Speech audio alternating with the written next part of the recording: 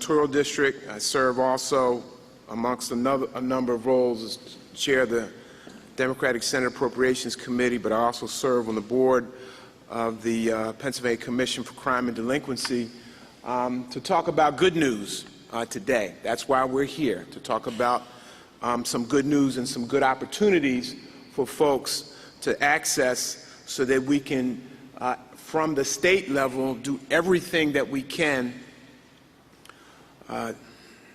to address the issue of violence and community-based violence that is happening in communities all across the Commonwealth of Pennsylvania.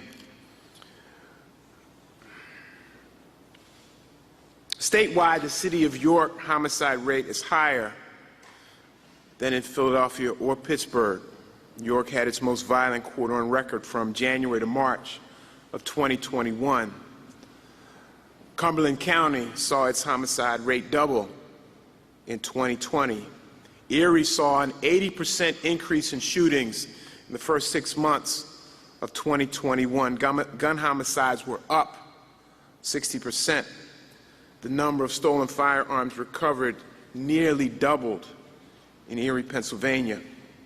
Pittsburgh saw an 80% increase in homicides and a 90% increase in shootings in 2021. In Harrisburg, homicides were up 60% in 2020, and last year was the deadliest year in 30 years. It's a statewide issue, a statewide problem. Consequently, we have put together funds to go across the Commonwealth of Pennsylvania to try to help out community organizations and neighborhood-based organizations to try to stem this violence. But as we talk about the statewide numbers, each and every one of us can talk about incidents that have occurred either in their family or in communities that they know and represent, where violence has become extremely personal. Each one of us can talk about it. Each one of us can talk about current incidents and recent tragic situations that occur. What I can tell you that the phone call that I got just this past Friday evening, the phone call that I received from my mother, who lives 3 blocks away from here. And she wanted to know, why are the police all around her neighborhood? Why are the helicopters flying overhead?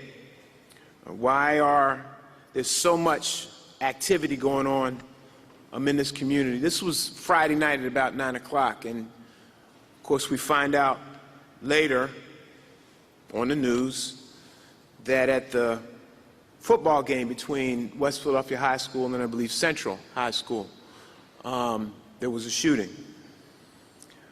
All of us have stories that we can tell and live through these situations on a daily basis. Some of my colleagues will speak today, and I'm sure they will talk about some of those incidents. But we're here to say, and we're here to encourage folks, if there's any message that needs to get out, it's the message that to write down this website, or jot down this website, or log in this website, pccd.pa.gov, pccd.pa.gov, and there will be a tab for gun violence, and then you can apply for funds that we appropriated in Harrisburg the end of June that are already starting to hit the street to go to neighborhood-based organizations to get them the assistance. The YMCA of West Philadelphia is one of those recipients, and Sean Elliott will speak to the grant that he received. And some of that money is already starting to move, and there'll be more. But what we're encouraging folks to do is to apply. And we're especially encouraging, and I want my colleagues when they speak to reiterate this, neighborhood-based, community-based organizations should rush to apply for these resources. Because as we structured the granting process, we made sure that it was a focus, a strong focus on neighborhood-based and community-based organizations, to be not at the back of the line, which sometimes often occurs, but to be at the front of the line to get the assistance necessary. These are the organizations that are in these communities, in our communities, fighting the fight on a daily basis, historically under-resourced, and now we're trying to get them some additional resources so that they can improve on their successes and that we can win this fight. I want to thank and bring up to the podium right now a longtime partner, a longtime friend who is no stranger to this neighborhood and to neighborhoods like this all across the Commonwealth of Pennsylvania. That is our governor, Tom Wolf. Governor Wolf.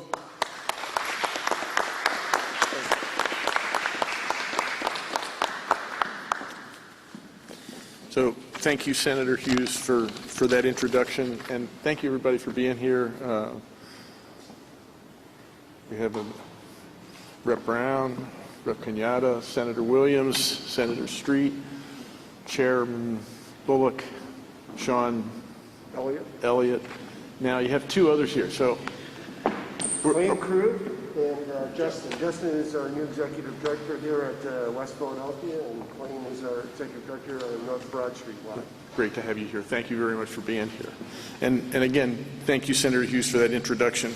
I want to make sure that I'm with Senator Hughes. We are doing everything we can to try to reduce gun violence. That is a priority for all of us standing here, and for all of us it has to be. And that's why I signed an executive order in 2019 that made sweeping changes to gun violence laws in Pennsylvania. An executive order that created the Office of Gun Violence Prevention within the Pennsylvania Commission on Crime and Delinquency, PCCD, as well as the Division of Violence Prevention within the Pennsylvania Department of Health. Two things. The Department of Health was also charged with the creation of a violence data dashboard to track and disseminate information about violence in the Commonwealth. Unfortunately, as Senator Hughes pointed out, the data shows that in 2020, gun violence rates in Pennsylvania were up across the board, and in 2021, that trend has continued. All across the state, gun violence statistics are worse than they have been in the past. And gun violence, like so many forms of systemic inequity, disproportionately harms communities of color and historically marginalized community. The Senator was right to point out that this is something that's happening all across the state, but it is not indiscriminate. It is discriminate in its impact. According to the CDC, Black Pennsylvanians are 3 times as likely as white Pennsylvanians to die as a result of a firearm-related incident. And data also shows that shootings just here in Philadelphia have been disproportionately clustered within some of the city's most disadvantaged neighborhoods. Unfortunately, again, the preliminary data for 2021 shows that gun violence continues to rise, again, all across the state. In the first 8 months of 2021, almost as many people have been shot in Philadelphia as were shot in all of 2019. And our communities are all paying the price for that violence, again, including right here in this neighborhood, where you grew up, Senator Hughes. We cannot overstate how painful and damaging gun violence is to our communities. The fear and the stress and the grief that gun violence leaves in its wake hurts every member of every community affected, every parent, every friend, every child, every neighbor. The Commonwealth must do more to prevent gun violence. We need to do more to keep communities safe. We need to do more to stop the trauma of violence from blighting the future of our children, our families, all of us. The executive order I signed in 2019 also created a special counsel on gun violence to study gun violence and make recommendations for how the Commonwealth can reduce it. The council issued a report in March of 2020, and based on its recommendations, the Commonwealth has prioritized funding for evidence-informed violence intervention and prevention programs, like including safe corridors and safe passages, street outreach and violence interruption, referrals to partner agencies to meet participants' basic needs, comprehensive reentry programs, social and emotional skill development, trauma-informed approaches to support victims and survivors of violence, and much more. My administration has provided millions of dollars to support evidence-informed programs like these over the past several years. But as the Senator pointed out, this budget has produced even more money. We put another $30 million toward violence prevention. This crucial funding increase was only possible because of the strong support of all of the lawmakers here today. All of them. And this is really important. This $30 million investment we made in violence prevention in the June budget allowed PCCD, the Pennsylvania Commission on Crime and Delinquency, to award another $5.6 million to high-quality applicants for the May Violence Prevention Grant opportunity, including, as Sean is going to point out, I'm sure more than $220,000 a grant to the Greater Philadelphia YMCA. And right now, PCCD has another open grant opportunity for another $24 million in funding for effective violence intervention and prevention programs. The grant window is open until October 15th, and community-based organizations, institutions of higher education, local municipalities, district attorneys, and counties are all eligible to apply. October 15th is the deadline. So again, I am proud to stand with these lawmakers to demonstrate Pennsylvania's commitment to reducing and preventing gun violence. This is one thing that we can do. It's only one thing we can do among many, but it's an important thing that we can do. Change is possible. We have to have change. But it's going to take all of us working together to chart a different course than the one we've been on. Thank you, and now I'm going to turn it back to Senator Hughes. Thank you, Governor.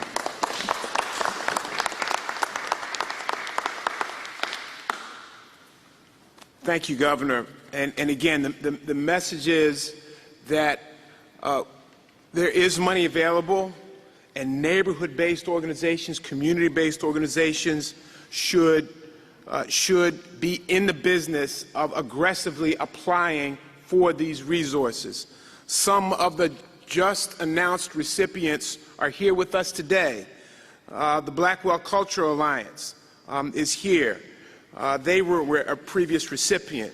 Frontline Dads is here, and if you can raise your hand, Blackwell Cultural Alliance, Frontline Dads is here.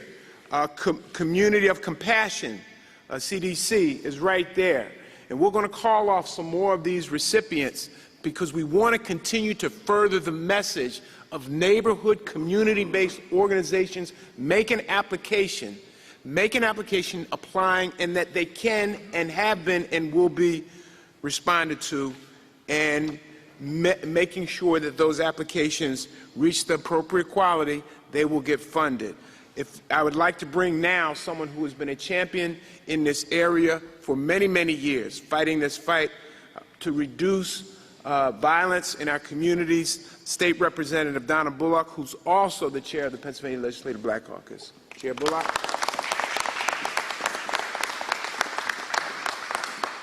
Thank you, Senator Hughes, and thank you, Governor Wolf, for your remarks. So on Sunday, September 12th, I got a few phone calls from neighbors about shooting or gunfire at a local playground just a block from my home. And as children were playing on a Sunday afternoon, they had to duck from these bullets instead of playing duck, duck, goose. The following Monday morning at 6 a.m., gunfire again erupted through my neighborhood as parents were preparing their children for the start of the school week. And then on Wednesday, the same week, I get an email from my son's school, my 10-year-old son, that there was a shooting around the corner at the local high school and his school was on a shutdown. Then on Friday, I decided I was going to take him to school and pick him up just to avoid any incident, just to keep him safe. And we decided to stop for pizza on the way home, and as we made it to our block, we encountered police tape. And my son remarked that this was the first time he actually saw the police finishing their work at a crime scene, and he saw the yellow number triangles on the sidewalk marking several bullets that had rang through our block and neighboring block, hitting homes and cars, and 2 people who were wounded and taken to the hospital. This is 1 week. 1 week that is not unfamiliar to many parents here in Philadelphia, that is not unfamiliar to many of us who get up every day to go to work, who get up every day to take our children to school, and like many parents who pray a prayer that none of those bullets hit close to home. It is too normal. And I failed to mention the nights that we went to sleep and heard gunshots, not knowing if anybody was wounded by those shots, not knowing what the story would be when we wake up in the morning, because it's so normal that the gunshots are just crickets to us. It's part of our normal day of life. I say this because as the chair of the Pennsylvania Legislative Black Caucus and as the House Representative, Democratic House Representative on the School Safety and Security Committee, I have a responsibility, not just as a legislator, but as a mother, to make sure that we are distributing resources in a way that gets to the communities and gets to the organizations that I know are equipped and prepared to address those issues, that are equipped and prepared to make me feel a little safer about my son's walk to school each morning. The frontline dads that I know can help us secure safe ways and pathways on the way to school. The churches and the YMCAs that are providing after-school programs and other outlets for young people. They need these resources. And I have an obligation as a legislator and as a mother to make sure we get those resources there effectively and efficiently and as quickly as possible. Because we've already said that gun violence is a public health crisis, but we also know it's an emergency. And that emergency requires an emergent response. And so in my role, I sat on this committee over the last few years, and particularly this summer after we approved the $30 million, and said, how do we make this process easier and quicker for organizations that I know can do the work and don't have time to sit here and do an application? Don't have time to be messing around with e-contracts, Governor. How do we make this process easier? And so we simplified the process and used a more simpler way to engage community organizations so they can get that application in as soon as possible, because I knew it was urgent and we needed to have a quick response. And so as the governor mentioned and Senator Hughes mentioned, I need you. I need the organizations in our communities to apply for this fund. I need you. Every parent needs you to apply for these funds right away, because it's an emergency. As a parent, I need you to do this work. I need to make sure I have the resources there for you, because my sons need you there on the front lines doing the work that is important to keep our communities safe, to keep our children safe. That is the work that we've been doing this summer, and I want to continue to encourage and underline and underscore everything that was said by the governor and the senator. We heard the statistics, but sometimes, as the senator mentioned, we've all been touched by personal stories, and sometimes those stories need to be heard. And there's another thing I did, because, you know, I got a chance to sit on the committee. The deadline is October 15th, and that's my birthday. So give me a birthday present and make sure you apply for these funds. It's so necessary. It's so important.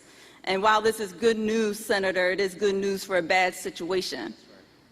But we want to do everything we can. That's why we're here today. And I want to thank the senator for raising these issues and being an advocate as our Senate chair in appropriations, and making sure that not only these dollars, but the $60 million in the past has gotten there to keep our schools safe.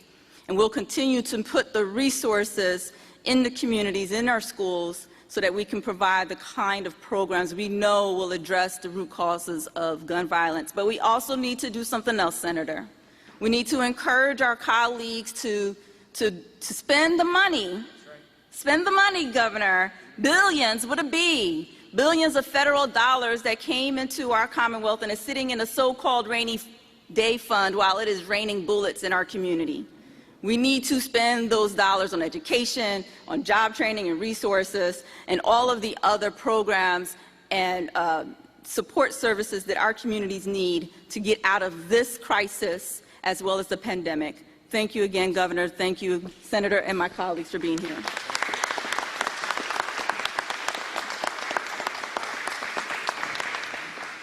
Thank you, Madam Chair. And as everyone comes up to speak, we want to again emphasize the website, pccd.pa.gov, pccd.pa.gov, and you can make that application.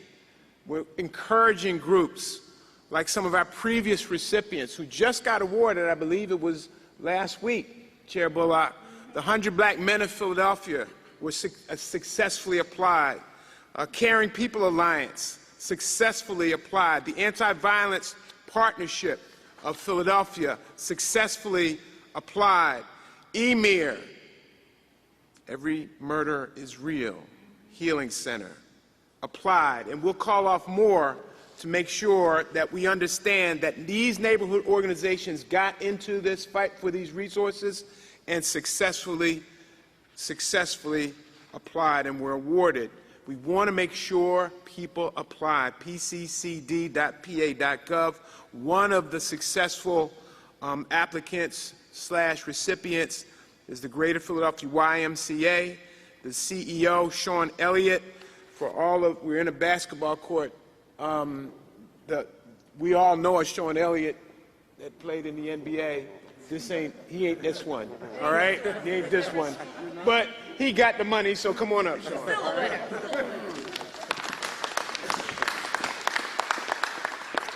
Thank you, Senator. And I do play basketball. I'd be happy to show you on the other side of the screen. The Y is affected by the violence. As a convener of community, we're not immune to it. And we've lost staff, we've lost members, we've lost participants. It's affected our youth that we serve. I had the unfortunate opportunity to represent the Y at a funeral of a young man named Sharif. He was an employee at our Christian Street branch, and he was a lifeguard. And as you know, with COVID, it's been a year and a half of openings and closures and dealing with that issue. But a week before we were to reopen at the Christian Street Y, Sharif was shot and killed. He was a resident of West Philadelphia Y. And I personally didn't know Sharif, but we wanted to do something, so we had a celebration of life at our branch. His family attended.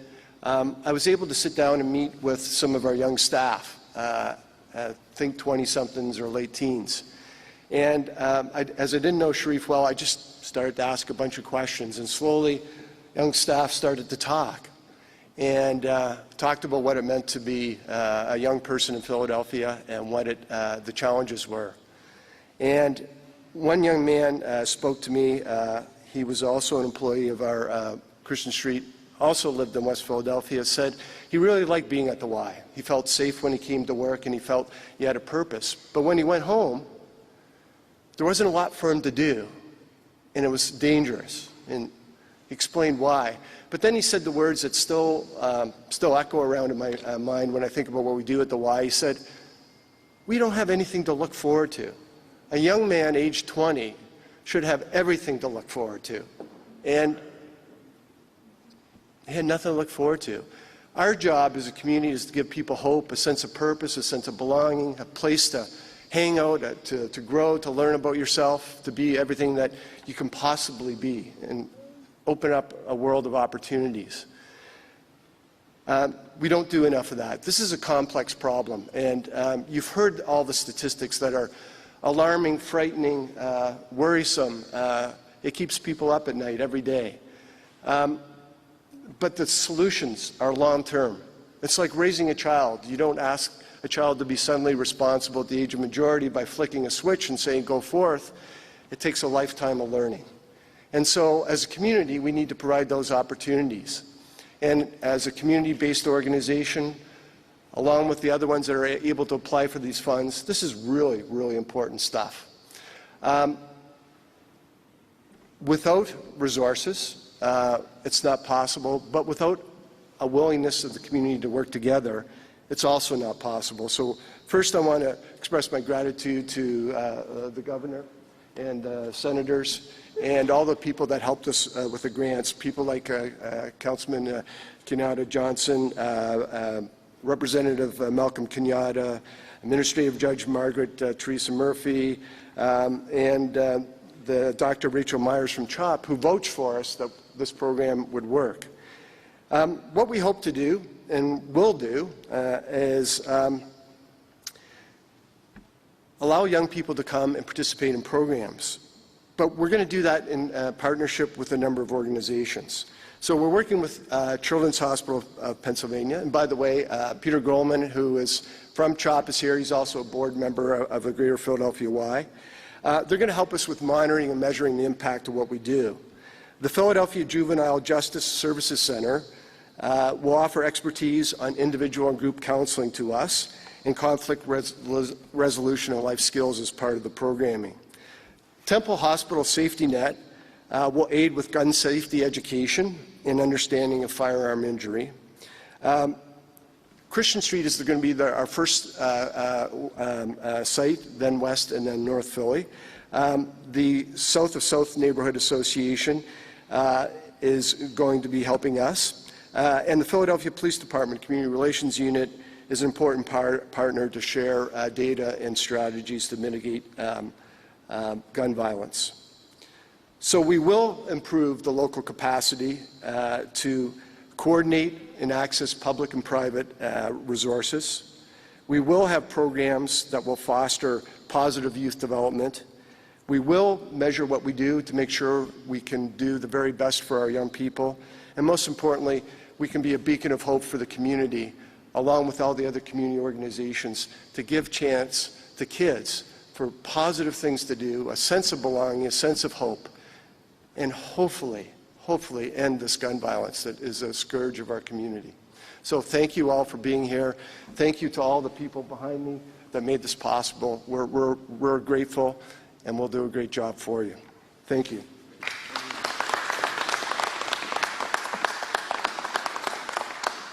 Thank you, Sean. Thank you, Sean. Thank you for being a part of a group of successful applicants and recipients, like with others that were awarded. Muslims for Humanity, CDC, Mighty Writers, the Institute for the Development of African American Youth, Holy Ghost Revival Center at the Met, and there's so many more organizations. We're going to continue to call them out because we want to send this message to neighborhood-based organizations that if they apply, they can win. They can receive these resources, and we can bring some light and some hope and some opportunities, as Sean indicated, to some of these young people who deserve it. pccd.pa.gov, pccd.pa.gov. That's the place to go. The interesting thing about this YMCA here, it is the intersection of a number of communities. 52nd Street has always, for many decades, been the intersection, a place where many communities come together. And I'm going to ask a number of the folks who represent this coming together to speak now. And we want everyone to focus their message, if they will, on urging folks to apply, urging neighborhood-based organizations to apply, because that is what we need to get out to folks. Because as they've always said, and we've all heard it, Senator, Rep, Donna, how many times have we heard it? Governor, how we heard it? We're just a little local community organization. They never respond to us. They never respond to us. Well, we're here to say that's wrong. They're going to be responsive now. Representative, and I'm going to go in order, Representative Amon Brown, Representative Rick Krajewski, Senator Anthony Williams, and then we're going to allow the other electeds, Malcolm is here, Senator Street is here, to speak as well. So, Representative Brown, it's yours. Do I say 1 minute? I don't know if that'll work. Well, good morning, and I want to thank you, all my colleagues and the community groups who have been successful in applying. We have a tough fight ahead of us, but I do believe that if we come together, we can help solve this problem. And I want to thank the Senator and the Governor for getting this done and giving us access. None of this is possible without access to dollars to fund the community groups, most that are present today, and the future community groups that are going to apply. So it is not going to be easy, but like I said, I believe that we're headed in the right direction, and this is only the beginning. So please, to all the community groups, please apply. We need you. We can't do it alone. A lot of us are in Harrisburg full-time, and we are depending on you guys to do the groundwork. We have to do this together. So if you need my assistance or my office, and I'm sure my colleagues feel the same way, if you need us to help you get through this process, reach out to us. All of our contact information is public. So again, please apply for these grants. We are in this together, and we can get through it. Thank you.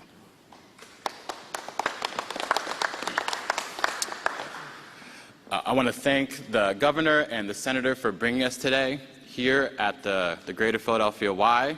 I think this is a very fitting place for us to have this conversation, given the Y's presence as a community cornerstone, a place for community recreation, because for a while now, our community recreational spaces, they have not become places of community, right? They have not become places where young people, where our future generations can come together and play and be kids and be safe.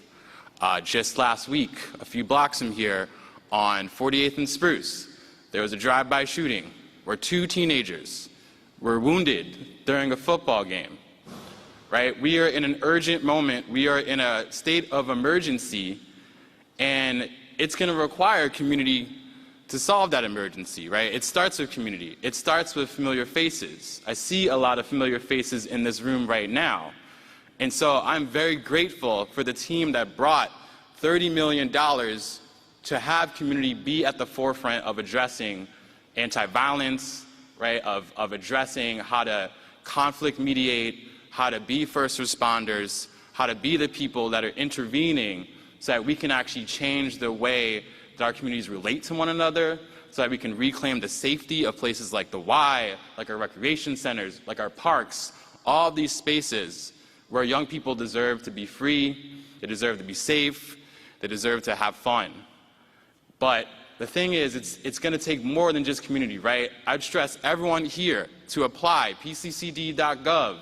There's a lot of folks here who've gotten funding already, but there's $30 million. We need everyone who can and who wants to be a part of this work to apply and to be a part of it. But also, you need help too, right? It is incumbent upon us as electeds, as a school district, as a Parks and Recreation organization to bring all of the money that we need to address this problem.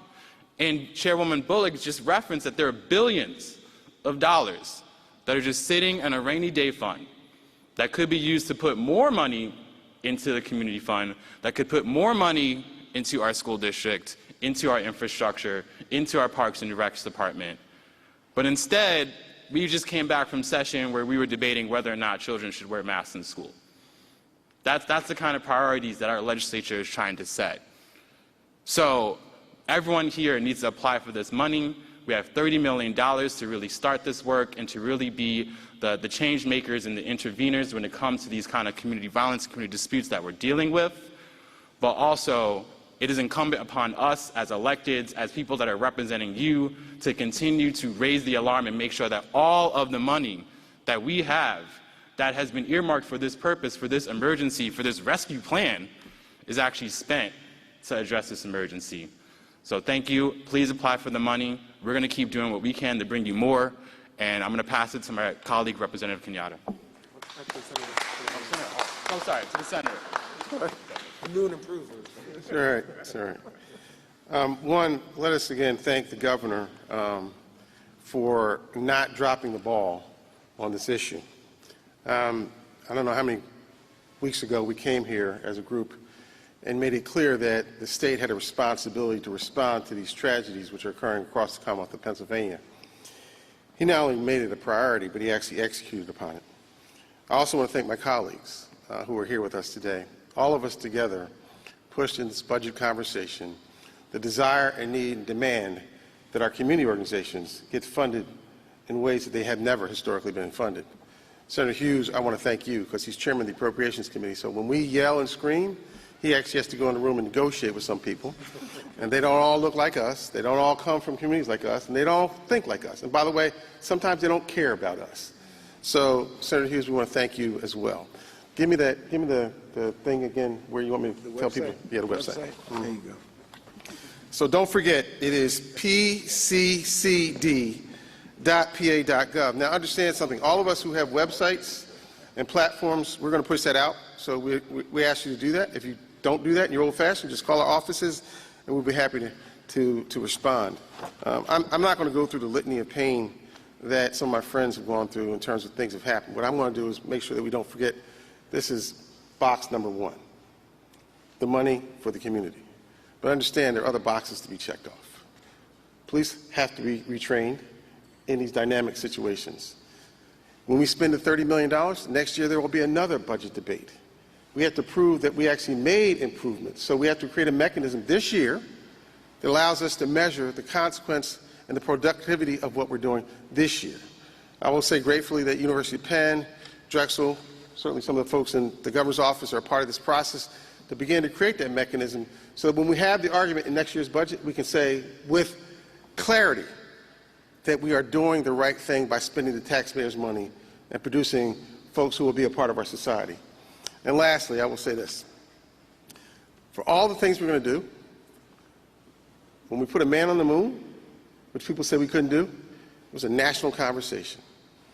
And when we decided to do it, we came together as a nation.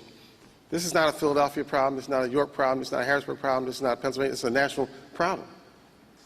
When we decided to do something about COVID, it became a national conversation. In all those situations, the President of the United States was engaged.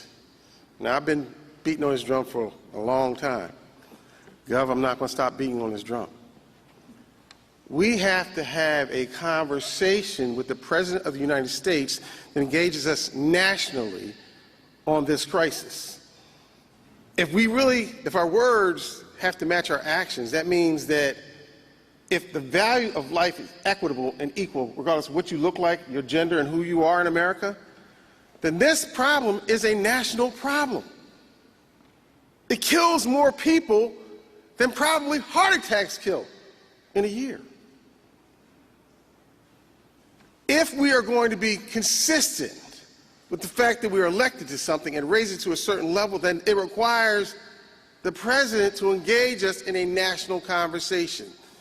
All you have to pick up a phone and call New York, call Chicago, call Miami, call LA, call Kansas City, and so across the country it has exploded. We cannot wait any longer for gun laws that will never come and never be passed. What we need are resolutions on mental health, the fact that we have never studied a child who's grown up with PSTD from 6 years old when you don't have a parent and you have around people selling drugs and shootings occurring. How do you expect them to be a loving, caring person if there's no connectivity? How do you expect somebody who does not have a job but wants a different way out not to be connected with illegal activity and probably give them a gun, a ghost gun at that, to do these things? This requires national attention. So I'm excited and delighted that we are able to say we've delivered on the beginning part of the conversation, and that is for community groups who have been saying to us, and you said it right, Vince, and I can say to all of us on a daily basis, University of Penn's going to get this money. No. Fathers, mothers in charge, my Purple Queen, my neighborhood folks, they're all now have access. And the last thing, if you don't know how to fill out the application, all you got to do is come to our offices and we will do it for you. Well, no, we'll do it with you. Yes. Yeah, we can't do it for you. Right? Edit that out. All right. We will do it with you. God bless you.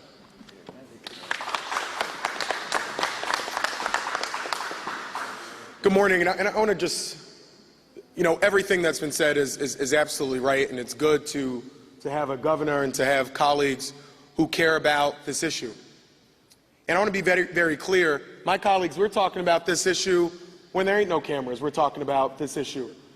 We have group chats all over the place talking about the latest pain and suffering that we're seeing in communities and what we can do to double, triple our efforts on this. And so I want to thank my colleagues for this and thank the governor for this.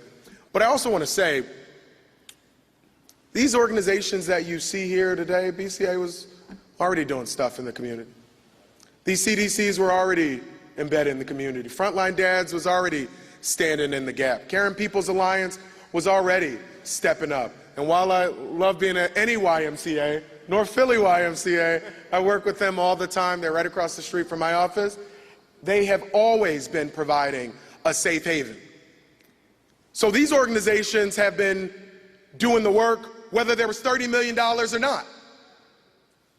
They were showing up doing the work when there was $0, because they cared and they understand the crisis that we're in.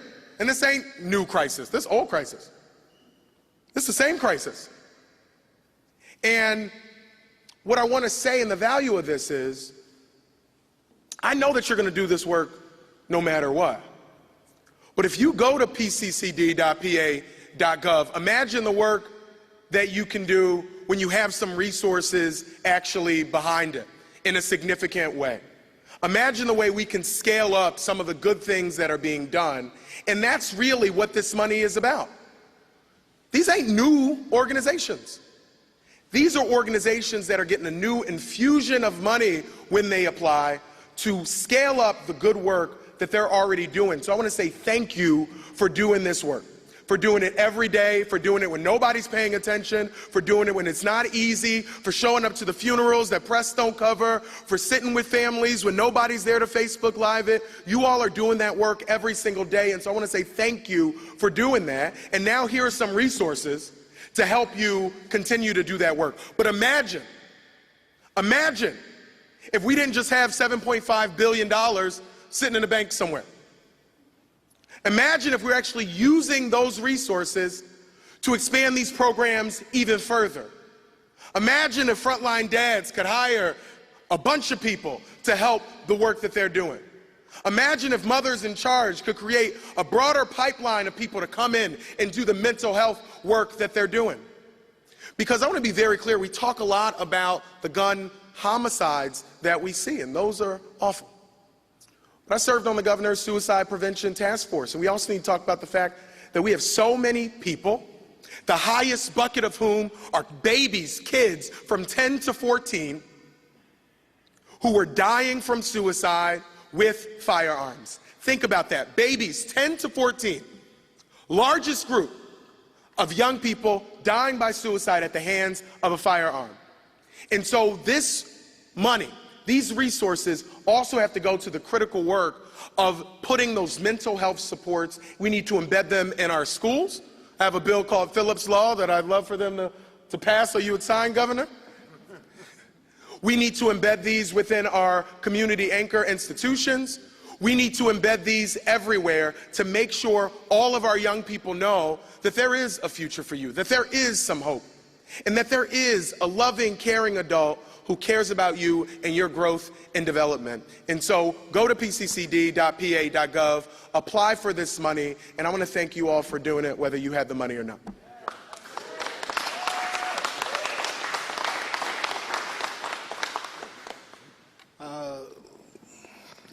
Good morning. When we're talking about all these groups and the work that they're doing, and I do want to thank the governor and all my colleagues for the work that they are doing in this space. I want to tell you a little bit about why these groups are doing what they're doing.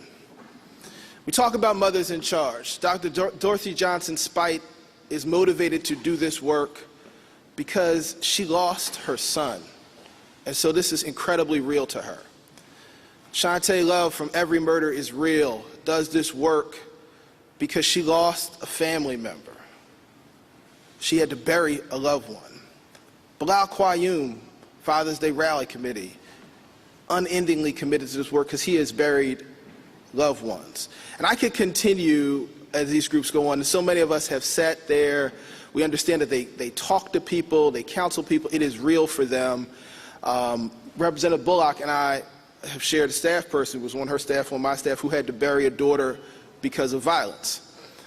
My district director has maybe buried a grandson because of violence. My special assistant, who is with me today, buried a nephew because of violence. On my desk sits a picture of my oldest daughter, who gave my first grandson recently, but when she was in high school, her prom picture, the young man in there went off to college, and he is now deceased, a product of gun violence. My son Sharif, I remember one of the best moments of my life raising kids was when my son was a part of the first Philadelphia public school to ever win a Pennsylvania PIAA state football championship when MOTEP won. And a member of that team named Chris died in violence. My son Lavian had one of his best friends, his stepfather died from violence. Just mentioned Central High School. My daughter Shayla just graduated from there. She's a first year at West Point. When she was there, young person was shot. Thank God, young lady lived. And then on July 4th of this year, our relative, Lala Salahuddin Mahmoud, was killed in a mass shooting for violence, and I became one of the family members that Senator Tony Williams had to come to and comfort. And Amin Brown came to me and comforted, and I became one of the family members that these groups were talking to, and I became one of the a person who was holding my wife as she cried. This is real for people, and the groups that are doing this work do it from a place of passion that money cannot motivate them to do. But the reality is, when you have to print stuff with paper, it costs money. You have to put up rent, it costs money. And most of these families were not planning to get into this business. The tragedy came to them. They did not go to the tragedy. And so they were unprepared, and they moved out with or without the resources, taking whatever little bit they had. So when we dedicate money to see this happen, we are doing it and empowering people who are motivated in ways that people cannot possibly understand, and I wish I did not understand, but unfortunately I do. And what I will tell you is this: it is unconscionable that we have setting aside the rainy day fund, we have $2 billion structural surplus, $5 billion in something we call unallocated. I'm not even sure what that legally means, other than we just didn't do our job, right? Simply because people have not done the work, and we are doing all kinds of extraneous things, which colleagues have mentioned. We need to do the work of putting these resources in the hands of people who, in fact, have had their lives changed and want to make sure that we can change the community so others don't have to feel that. When I was on my way, and we're about to go to session, I had to go up there, and right before, just last week, we had another 6 people in the district shot at Broad and Chew in another instance of mass violence, and another family lost somebody as somebody died.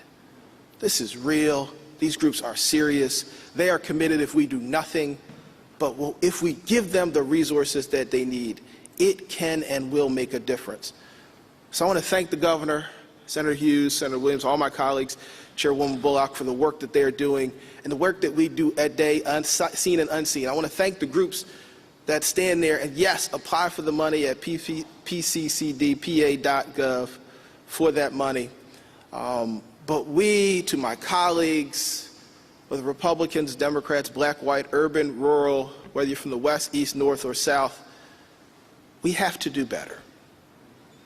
We have money and resources that can and should be allocated, and it is unconscionable if we do not provide every ounce of resources we can to save the lives of Pennsylvanians. Thank you so much.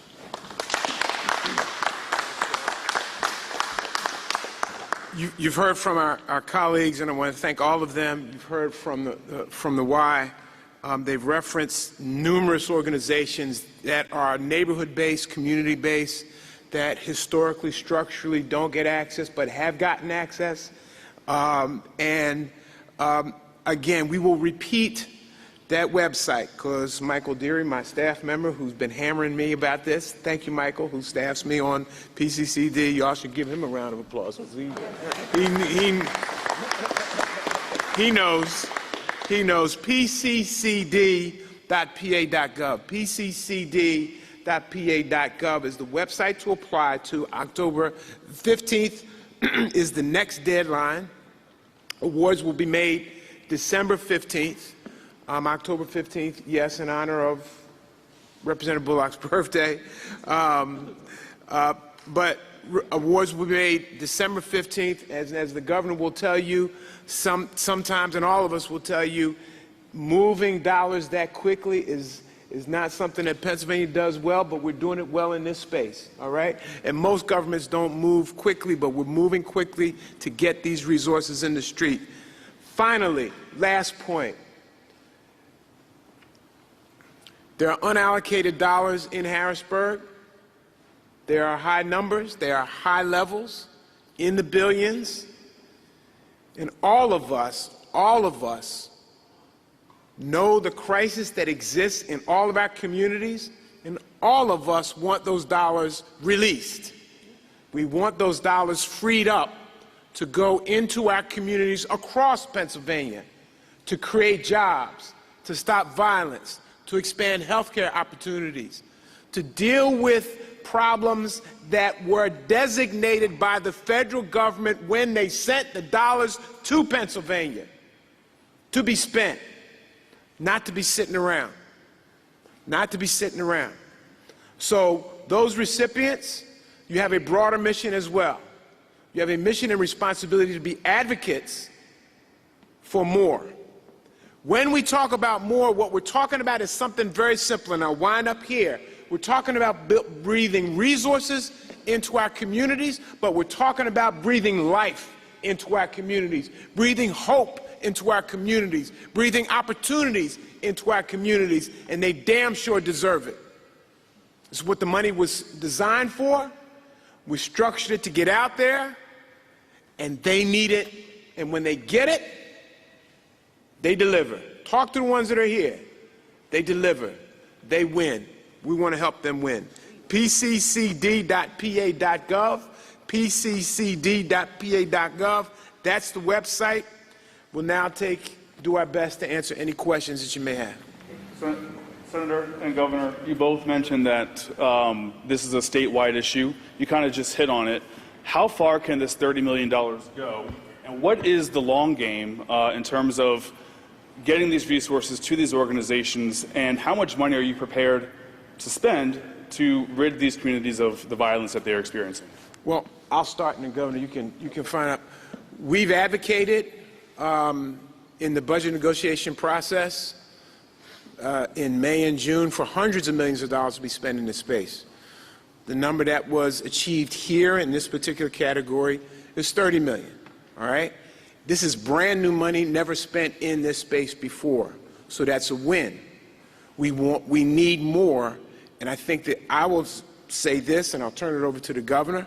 I think our fight is to go active and go get more, especially with the fact that there's resources there, because it can end if we apply appropriate resources, all right? But we're in this for the long haul. I can assure you that, Governor. Yeah, what the senator says is absolutely right, and this is really important. And the $30 million is important. It's a nice increase. We need to spend more in this space. We need to do more in education. We need billions in education. We need to do more in housing. We need to do more in jobs. We need to do more in criminal justice reform. We have a whole lot of things we have to do, but we have to do this as well. I was thinking about the last time I was here. This spring, you were here talking about gun violence with some of the lawmakers here behind you and some others as well. And at the time, you were talking about how you were all collaborating and you were having conversations that you had not had before. What has happened since then, and has that collaboration been successful in reducing gun violence? In part, but we still have much work to do. I just laid out a number of things that I think have to be done.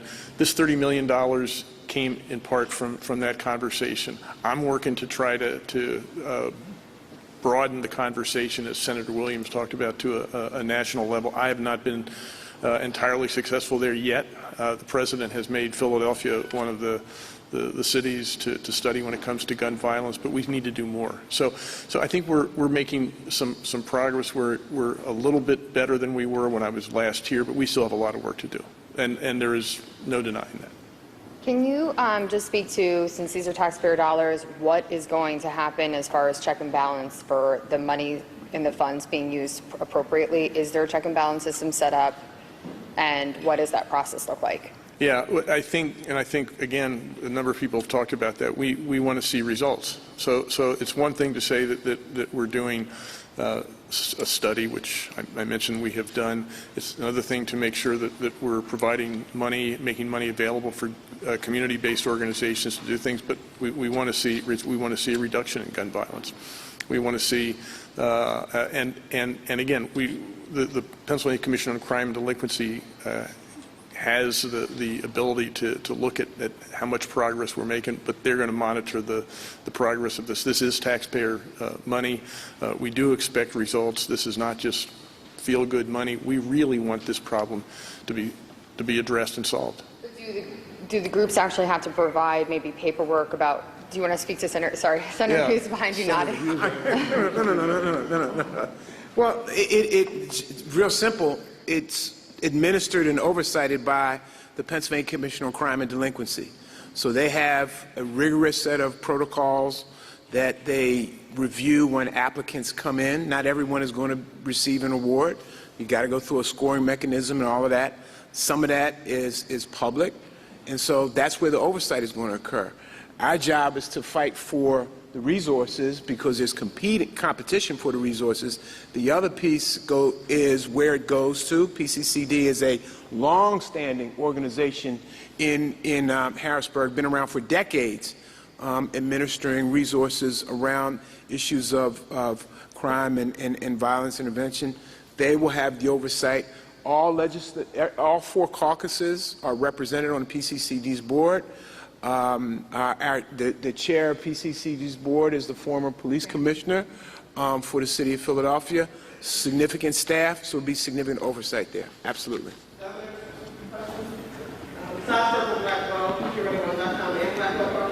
Thank you and everyone for the work that you've been doing. Plant money to boots on the ground for organizations like ours. But as we speak today, Simon Rats right now is getting evacuated because there's a gun brought to school. How do you feel about that? And what about restorative justice and restorative cities? Are we going to invest in those ideas as well?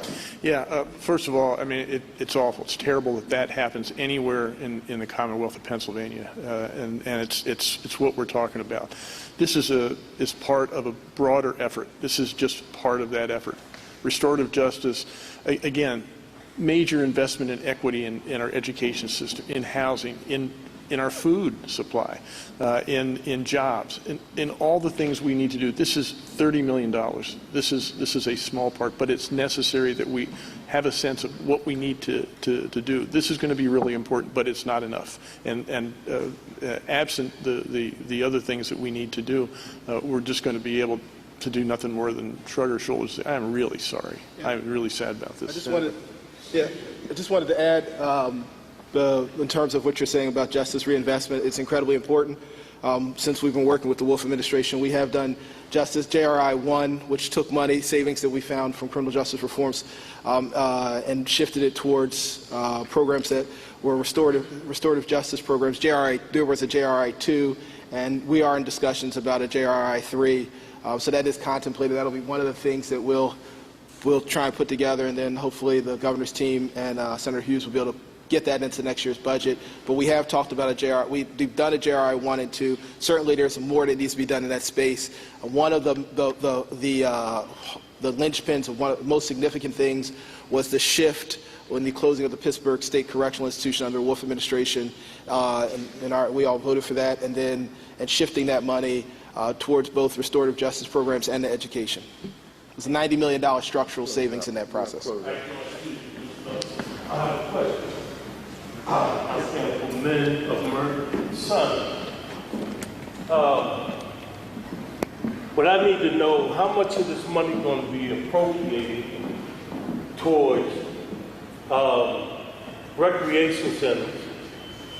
How much of this money is going to be allocated to, we need more police officers. How much money going to be funded to get more police officers in the city? We know that it's short. 372 murders already, maybe more, that's going on in this city that are unsolved. My son was a victim of murder, but he worked for the city. And he was counted to me as just being another black man in the street that was murdered. And nothing's being done. We fought with the detectives. We can barely get any information. We send them information. We can't seem to get any information. You're looking at a rate of 14% of children from the age of 5 to 14 and 15 being killed rapidly every day.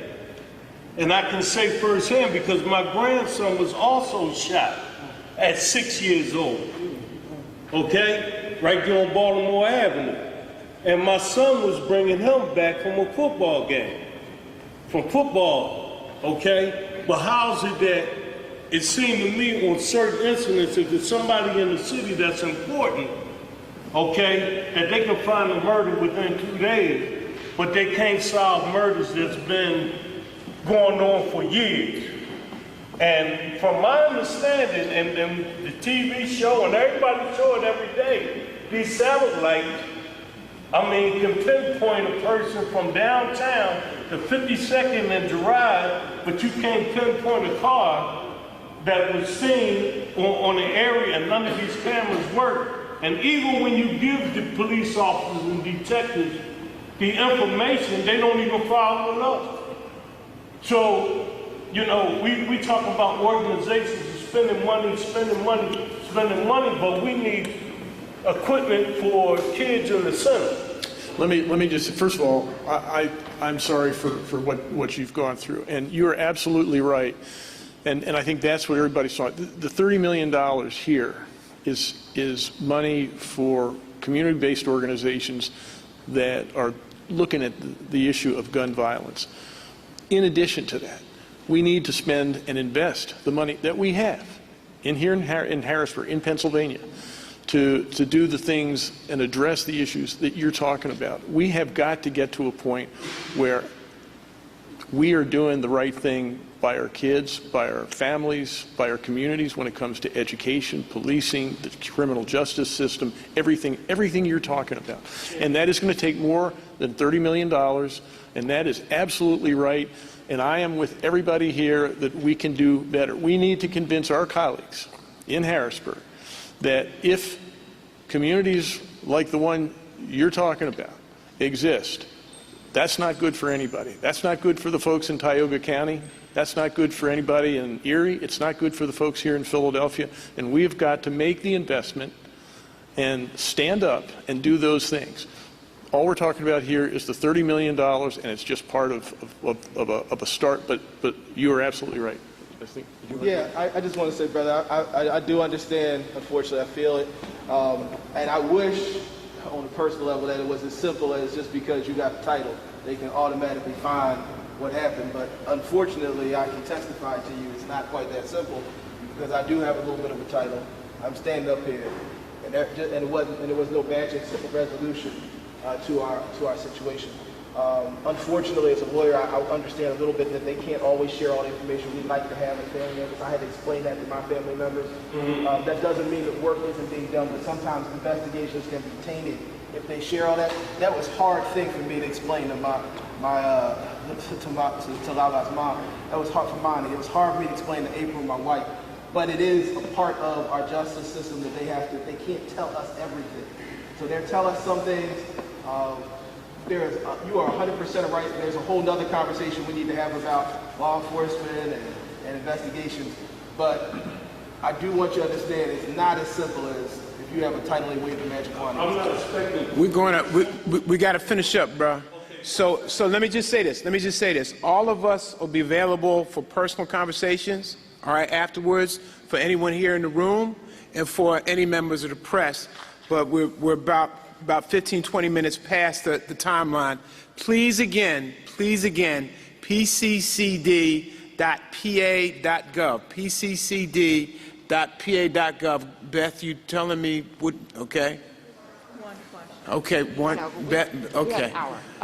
So is this is for the YMC director and kind of for everybody as well, but when you have people out, and these are things that are widely reported by police officers, when they bring in people, there's usually hundreds of dollars, sometimes drugs, and then guns.